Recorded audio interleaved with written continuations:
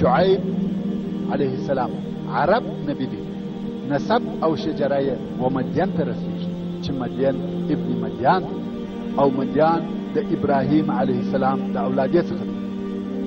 شعیب علیه السلام په هغه قریه کې مبعوث کړه سو چې و هغه قریه ته هم مدین ویل کیږي، او هغه قبیله چې په دغه ښار کې اوسېدل و هغو ته هم مدین ویل کېده. نو دغه عربي قبیله چې شعیب علیه السلام پکښې مبعوث سو مدین بلل کېده، او دغه قریه هم د مدین په نامه یادېدل. د مدین قریه د نن ورځې په اردن کې د معان و هغه مشهوره ښار ته نږدې واقع و چې دا منطقه و بحیره لوط ته هم نږدې. بحیره لوط په پخوا کې نه وه موجوده، خو کوم وخت چې جبریل علیه السلام د الله عز وجل په امر د لوط علیه السلام د قوم ښار د بیخه وکشي تر اسمان پورې یې پورته کړي او بیا یې پر ځمکه نسکور کړي، پر هغه ځای دغه بحیره په وجود راغله چې اوس بحیره لوط ورته ویل کېږي او د بحر المیت سره واقع ده. د شعیب علیه السلام قوم کفار او فجار و، لارې نیولې، قطاع الطریق غله وه، د قافلو او تجارو په لارو کې به درېدل. په اوسنۍ اصطلاح د ګمرک محصول به په زور ځینې اخیسته. پر دغه لارو هیڅوک نه سوای تېرېدلی چې دوی یې د مالو د سمه حصه په زور نه وای ځینې اخیستې، او دوی په خپله هم چمبازه خاین تجاران چم او خیانت پکښې نشه. شی چې به یې رانیوی په ترازو کې لوی کاڼي ایښوي او چې خرڅاوه به په ترازو کې به کوچنی کاڼي.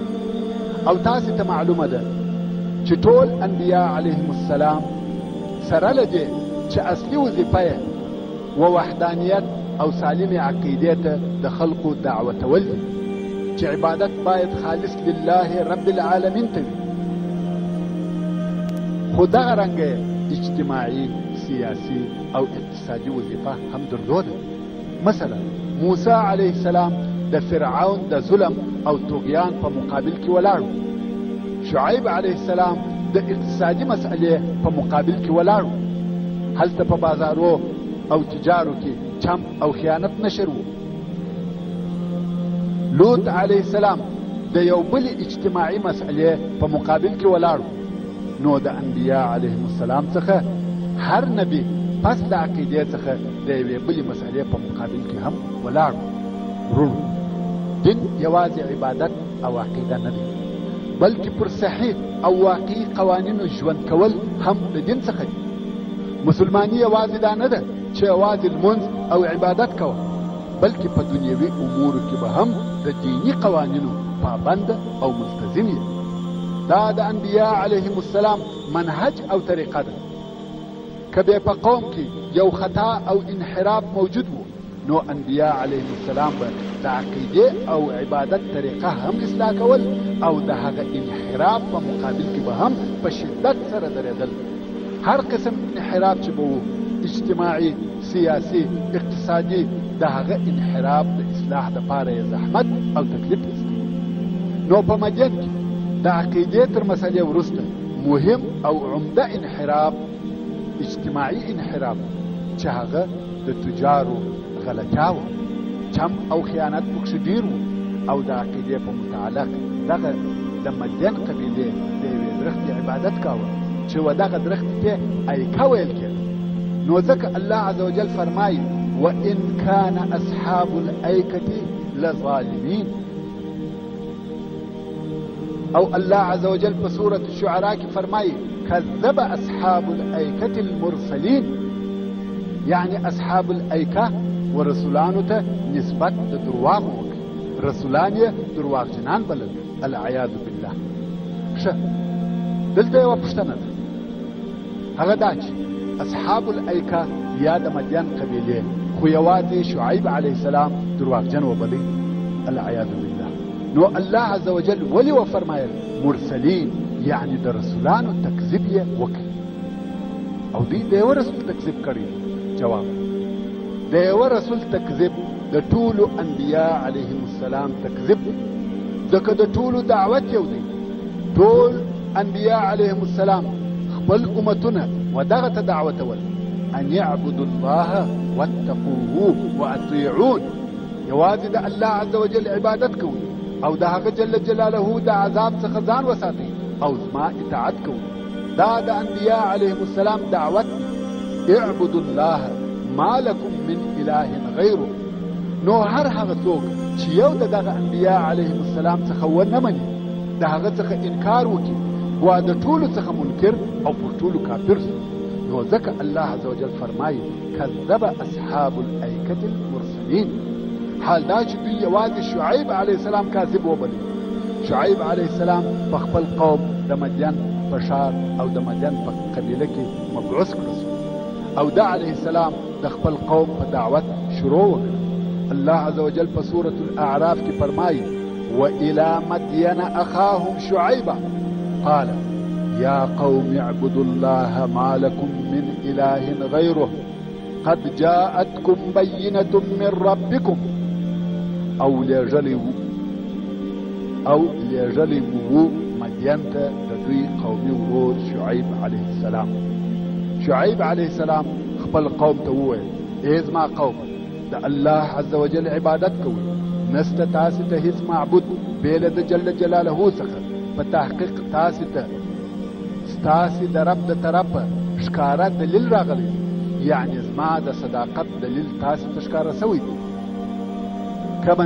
کمه د نصیحت خبره چې درته کوم هغه قبوله کړه. شعیب علیه السلام و دوی ته معجزې راوړې وې. ورونو هر نبی خپل امت ته معجزه راوړل او ښکاره کول د پاره د دې چې دی پر حق. موږ څنګه د یو نبی او هغه انسان په مابین کې فرق کولای سو چې د نبوت دعوه یې کړې وي؟ نبی معجزه ورسره راوړي. هیڅ داسې نبی نشته چې خپل قوم ته یې معجزه نه وي راوړې. معجزه څه شي؟ معجزه هغه کار ته ویل کېږي چې د عادت څخه مخالف وي، داسې کار چې د بشر په قدرت کې نه وي، داسې کار چې د کون او مځکې د قوانینو څخه د باندې او مخالف وي. مثلا د مړي ژوندي کول، یا یوه لو ډبره چې وي او د نس څخه یې لو غټه اوښه راوځي، یا لکړه غورځول کېږي د هغه څخه ژوندی مار جوړېږي، ځغلي او تګ کوي، او داسې نورې معجزې. مقصد دا چې هیڅ داسې نبي نشته چې د هغه سره دې معجزه نه وي راغلې. دا د پاره د دې چې خلق د نبي او د هغه چا فرق وکړي چې په درواغو د نبوت دعوه کوي. نو که اوس هم یو انسان د نبوت دعوه وکړي، د هغه څخه باید معجزه وغوښتل شي. ورته وایو معجزه دې څه شي؟ او د معجزې دپاره شرطونه هم ایښودل سوي دي. اول دا چې داسې کار به وي چې د عادته به مخالف وي، خلق به د هغه کار د کولو څخه عاجز وي، د کون قوانین به ماتوي، او دا معجزه به الله عز وجل د یو صالح سړي پر لاس ښکاره کوي چې هم به نر وي او هم به صالح وي. د ښځې څخه معجزه نه قبلول کېږي. الله عز وجل فرمایي وما ارسلنا من قبلك الا رجالا نوحي اليه، او نه ولېږلي موږ د مخه تر تا مګر سړي، نه ملایکې، نه جن، نه ښځې، چې موږ به دوی ته وحی نازلول. او د معجزې د شرطو څخه بل دا دی چې په دغه معجزه سره به خلق تهدیدوي، یعنی خلقو ته به وایي که زما نبوت نه مني تاسې هم دغسې کار وکړئ، او هر وخت چې د ده اراده وي دی وغواړي دغه خپله معجزه به ښکاره کولی شي.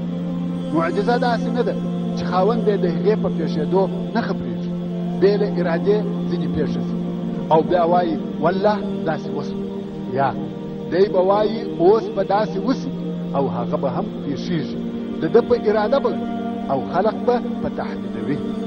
نو شعیب علیه السلام هم خپل قوم ته معجزه راوړه او ښکاره یې کړه. الله عز وجل فرمایي چې شعیب علیه السلام خپل قوم ته وویل قد جاءتکم بینة من ربکم، په تحقیق تاسو ته د خپل رب د طرفه ښکاره دلیل راغلی دی چې زه صادقه او نبي یم، او اوس نصیحت ورته کوي فاوفوا الکیل والمیزان، نو خلقو ته پوره پیمانه او پوره تول ورکوئ، ولا تبخسوا الناس اشیاءهم او خلقو ته د هغو حقونه کم مور کوي. پر خلقو ظلم مکوي چې د خلقو حقوق اخلي. ولا تفسدوا في الارض بعد اصلاحها او په مځکه کې فساد او خرابي مکوي پس د اصلاح څخه د دا مځکې. لارې منیسي، غلاوې مکوي، خیانت مکوي. ذلكم خير لكم ان كنتم مؤمنين. دغه اصلاح او امانتداري ستاسو لپاره خیر او بهتره ده که تاسو مؤمنان یاست. د بندگانو د حقوق ساتنه او یو تر بل صحیح او شرعي معاملات کول د الله جل جلاله په حضور دونه مهم او ضروري کار دی چې هغه د یو جلیل القدر رسول شعیب علیه السلام خاص وظیفه وګرځوله او د دغه خیانت او غلط معاملو په خاطر یې یو پوره قوم پوپناه او هلاک. خو بدبختانه نن ورځ زموږ د زمانې پرهیزګاران هم چندانې و امانتدارۍ ته او ښې معاملې ته توجه نه لري. پیسې دې وګټم په هره لار چې، خو په حقیقت کې و خلقو ته د ډېر یا لږ مالي تاوان رسول او په وطن کې فساد او فتنه جوړول، ناحقه د خلقو وژل او آزارول، غلاوې کول، په امانت کې خیانت کول یا په وطن کې الګوله شور ماشور جوړول، د امن او امان خرابول د هیڅ یو ایماندار انسان عمل نه دی. او شعیب علیه السلام نور هم خپل قوم ته د نصیحت په ډول وویل: ولا تقعدوا بكل صراط توعدون. د تجارت او قافلو په لارو کې مکښېنئ چې ګمرک او محصول ځینې اخلي. خلق بیروي که مو دغه محصول رانه کوي داسې او داسې به در سره وکړو. وتصدون عن سبيل الله من آمن به وتبغونها عوجا.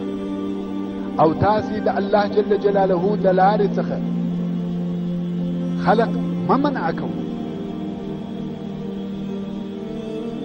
هغه خلق چې پر الله عز وجل ایمان راوړي او دغه الهي دین ته عیبونه پیدا کوي. وتصدون عن سبيل الله من آمن به. د الله جل جلاله د لارې څخه خلق منع کوي. هغه خلق من آمن به، هغه خلق چې پر الله عز وجل ایمان راوړي. وتبغونها عوجا، او دغه الهي دین ته عیبونه پیدا کوي. نن ورځ هم داسې کسان شته چې پر اسلام باندې بعضې عیبونه وایي دا ظلم دی، یا د لاس پرې کېدل ظلم دی، یا د حد او قصاص جاری کول ظلم دی، او یا د ښځو ستر ظلم دی، او یا د یوې څخه زیات تر څلورو پورې د زوجاتو تعداد دا ظلم دی. دا د اسلام دشمنان دي. واذکروا اذ کنتم قلیلا فکثرکم وانظروا کیف کان عاقبة المفسدین. او در په یاد کې هغه وخت چې تاسې لږ واست او الله جل جلاله ډېر کړاست، او وګورئ چې د فساد کوونکو خرابکارانو عاقبت آخره خاتمه څنګه سوه.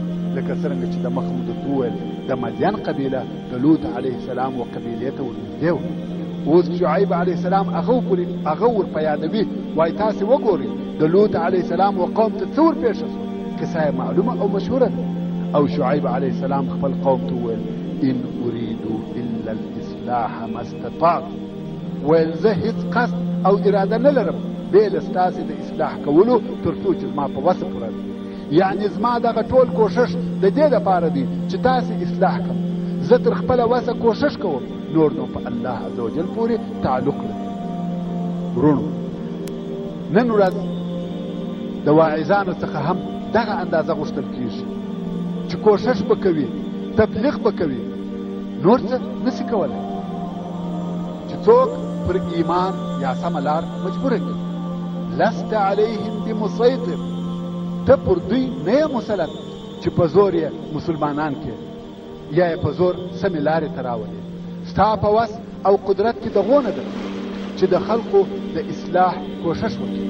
نو شعیب علیه السلام هم فرمایي: ان اريدو الا الاصلاح ما استطعت وما توفيقي الا بالله عليه توكلت واليه انيب. یعنی زه بې له ستاسې اصلاح څخه بله اراده نه لرم تر څو چې زما په وسه وي او زما توفیق نه دی مګر په نصرت او کومک د الله عز وجل او خاص پر دغه الله جل جلاله ما توکل کړی او دغه الله ته رجوع کوم. شعیب علیه السلام دعوت کوي خلق و توحید او سمې لارې ته رابولي. قوم دا د دعوت ردوي او د علیه السلام ته د درواغجن نسبت کوي او په جواب کې ورته وویل قالوا یا شعیب اصلاتك تأمرك ان نترك ما يعبد آباؤنا او ان نفعل في اموالنا ما نشاء انك لانت حليم الرشيد.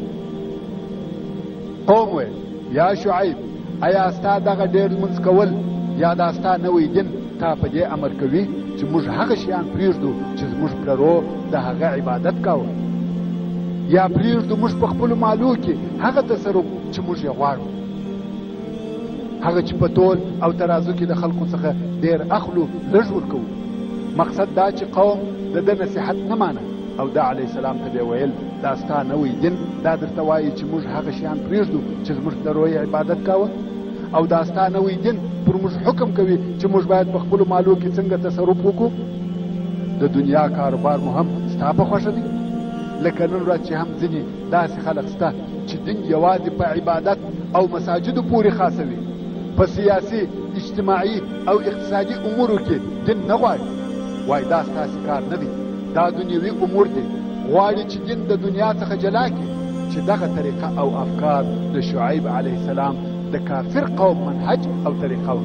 حال دا چې دین د دنیوي امورو د اصلاح دپاره هم راغلی. د شعیب علیه السلام قوم ویل اصلاتك تأمرك ان نترك ما يعبد آباؤنا او ان نفعل في اموالنا ما نشاء. یعنی په تجارتي کارو کې مو مداخله مه کوه دا ستا کار نه دی. اوس چې د شعیب علیه السلام او د قوم په مابین کې خبره تر دغه ځایه ورسېده نو شعیب علیه السلام د دوی په بیرولو او انذار شروع وکړ او ویل ویا قوم لا يجرمنكم شقاقي ان يصيبكم مثل ما اصاب قوم نوح او قوم هود او قوم صالح وما قوم لوط منكم ببعيد.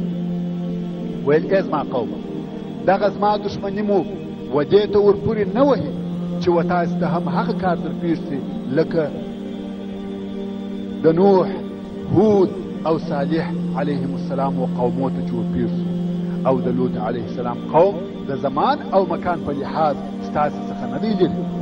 یعنی زما سره په ضد عناد او عداوت کې مه درېږئ چې ستاسې د دغه عناد په خاطر د ډېرو سختو عذابو وړ او مستحق سي.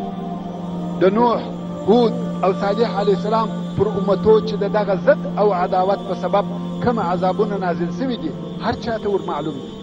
او د لوط علیه السلام د قوم قصه خو په دغه نږدې وختو او په نږدې منطقه کې پیښه سوې ده.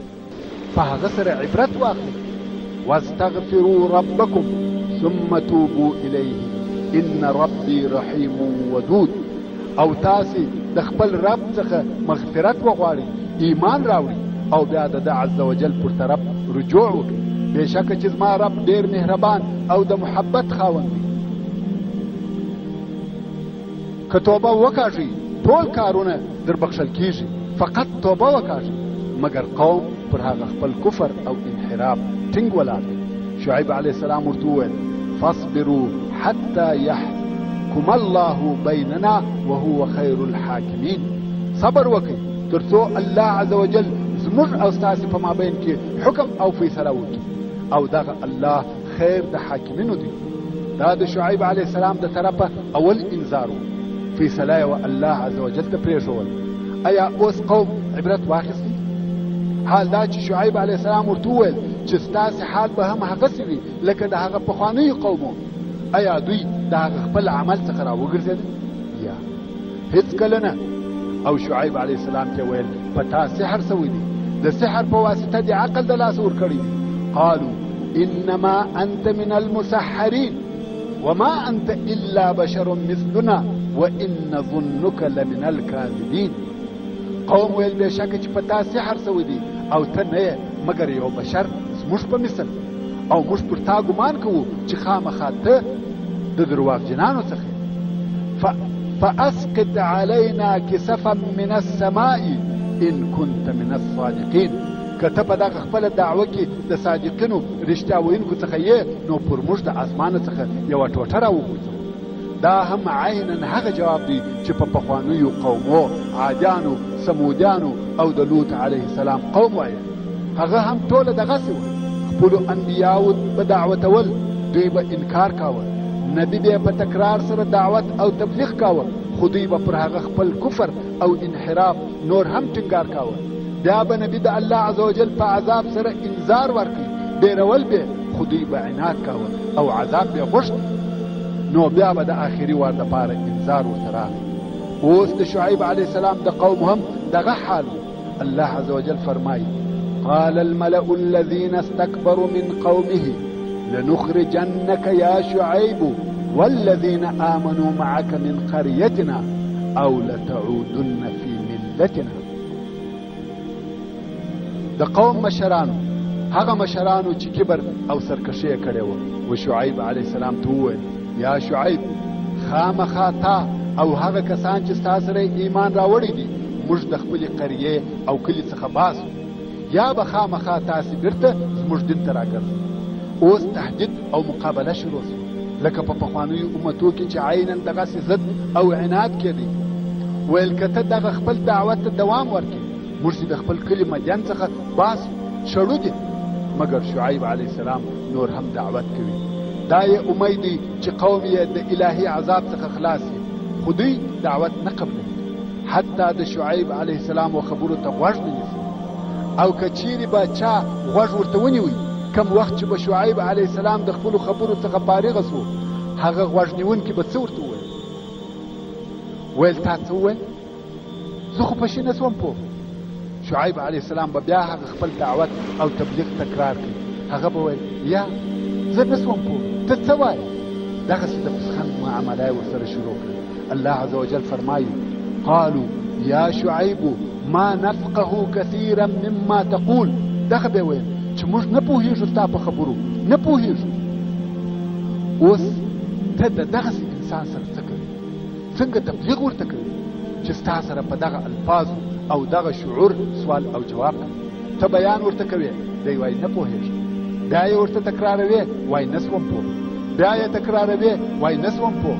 او بیا قوم ورته ویل: وإنا لنراك فينا ضعيفا ولولا رحتك لرجمناك وما أنت علينا بعزيز. ویل موږ تا وینو چې ته په موږ کې کمزوره او ضعیفه یې. نو یو کمزوره سړی باید خلق د ځان دشمنان نه کړي او په لوی لاس ځان د مرګ په خوله کې وروان نه چوي. او که دغه ستا خپلوان اقربان نه وای، خامخا به موږ ته سنګسار کړی وای. یعنی دغه ستا خپلوان زموږ سره زموږ په کفر کې شریکان دي، موږ د هغو مراعات کوو، ته په خپله پر موږ هېڅ قدر او عزت نه لري چې هغه دې ستا د وژلو مانع سي. فقط دغه ستا د کورنۍ او ټبر د خلقو لحاظ دی چې ته مو ژوندی پرې ایښی، که نه پخوا به ملا سنګسار کړی وای. شعیب علیه السلام ورته ویل: قال یا قوم ارهطي اعز علیکم من الله. ویل ای قومه، ایا دغه زما اقربا تر الله عز وجل پر تاسې عزیز دي؟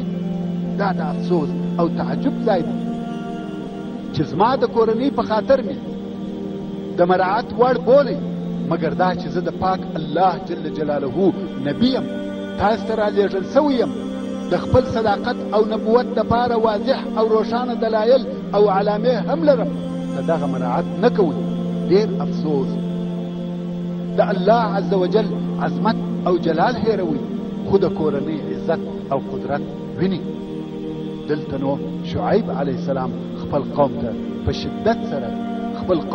شدت سره وبېراوه او خبره آسماني او الهي فیصلې ته پرېښوده.